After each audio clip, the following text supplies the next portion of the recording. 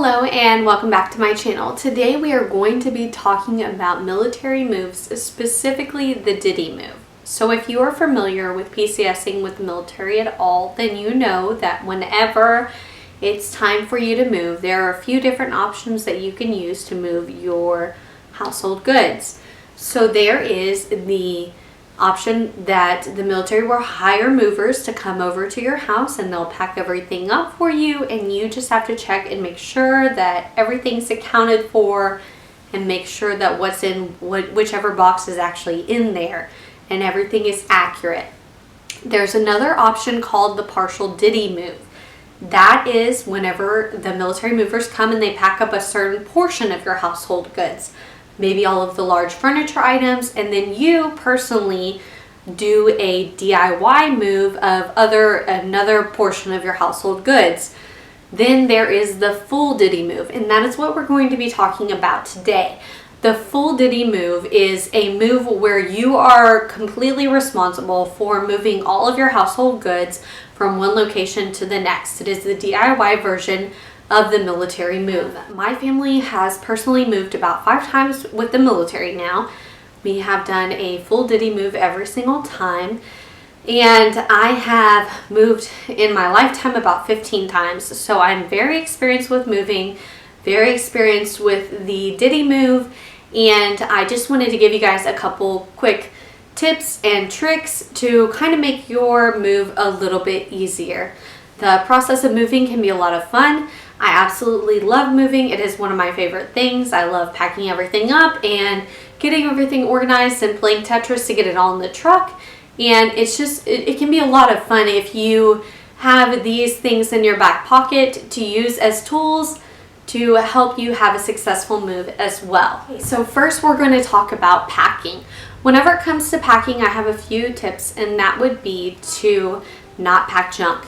If you have anything in your house that is something that you don't use, something your kids don't play with, something you don't wear, go ahead and donate it. You don't need to move it to the next location. It's just a waste of your time, a waste of space in the moving truck, and you're going to end up donating it whenever you get there, and then you're just wasting time in your new location that you could be having fun or setting up your new house. I also recommend that you move things in original boxes. Not everything in your house needs to be moved in original boxes, of course. I'm talking about big ticket items like my KitchenAid mixer. I have the box for that, the original box, the original packaging. And the reason why I saved that is because that is an expensive item. I don't want to buy that item again. No, thank you. It was a big enough price tag the first time. I'm not interested in paying for it again.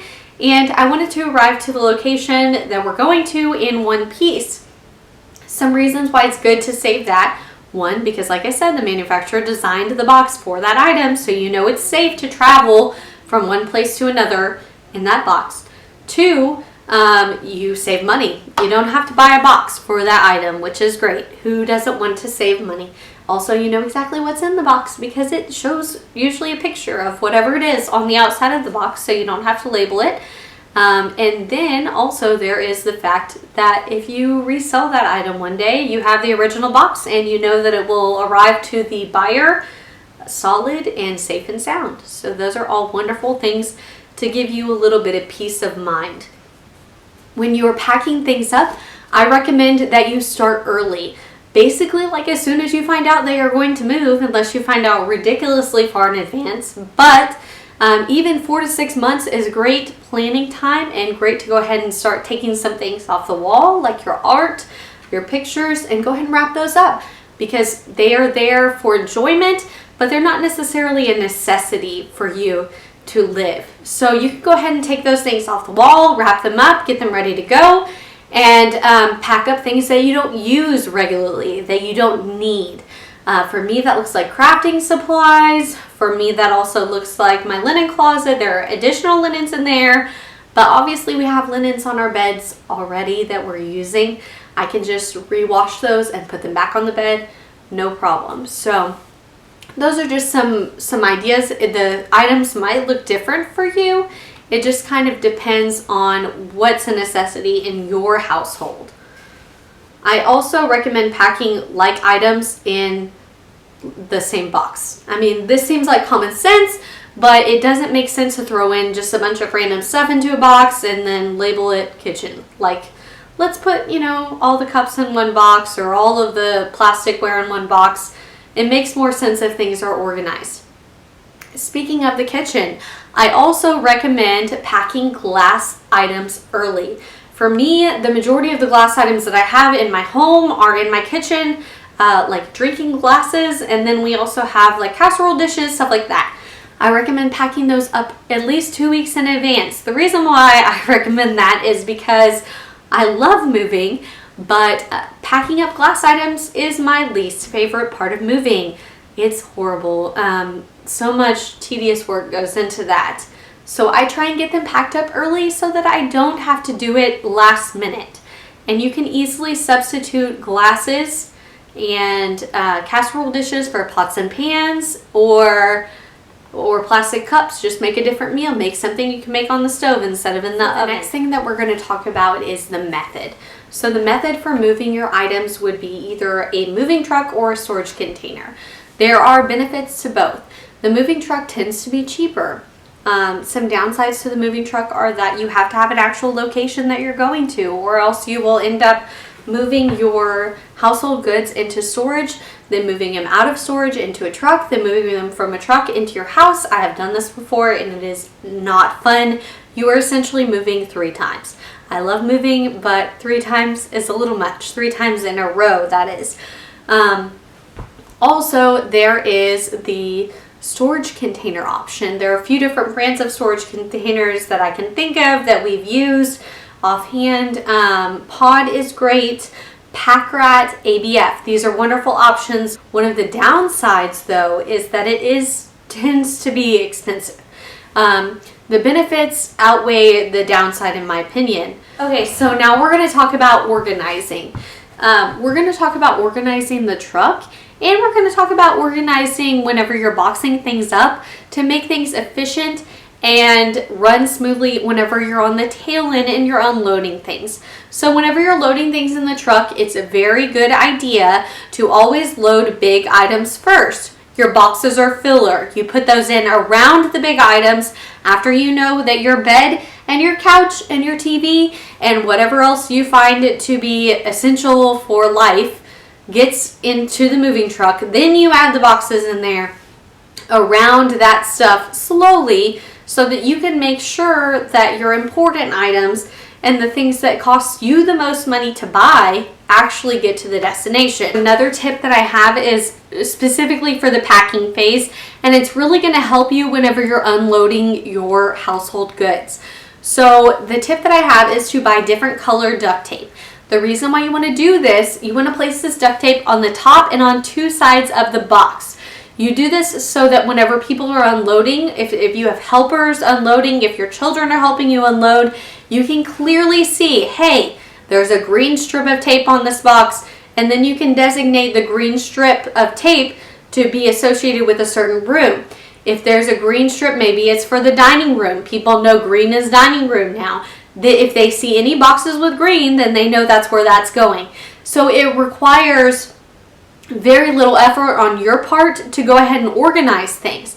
You can also place a map right next to the front door. When someone walks in, they can look at the map, see the color that's associated with that room, and it's very easy for them to know, hey, okay, this is where it is on the map. I need to take this red box to the master bedroom or wherever it goes.